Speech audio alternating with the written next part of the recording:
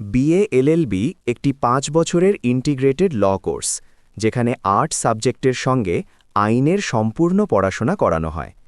এই কোর্সে শেখানো হয় Indian constitution, criminal law, civil law, family law, labour law, political science, sociology এবং কোর্ট প্রসিজিয়ার ও লিগ্যাল ড্রাফটিং। এই কোর্স তাদের জন্য উপযুক্ত যাদের রিডিং হ্যাবিট ভালো, আর্গুমেন্ট করতে ও লিখে বোঝাতে পারে, সোশ্যাল ইস্যু ও জাস্টিস নিয়ে আগ্রহ আছে এবং ধৈর্য নিয়ে দীর্ঘ সময় পড়াশোনা করতে পারে। এই কোর্স শেষ করার পর চাকরির সুযোগ থাকে ডিস্ট্রিক্ট কোর্ট ও হাইকোর্টে অ্যাডভোকেট হিসেবে, ল চেম্বারে জুনিয়র অ্যাসোসিয়েট হিসেবে, কর্পোরেট লিগ্যাল ডিপার্টমেন্টে, লিগ্যাল কনসালটেন্সি ফার্ম ও এনজিওতে।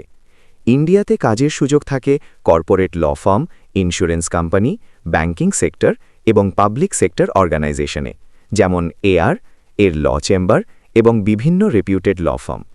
শুরুর দিকে আয় সাধারণত মাসে ১০,০০০ থেকে ২৫,০০০ টাকার মধ্যে, বিশেষ করে চেম্বার প্র্যাকটিস করলে।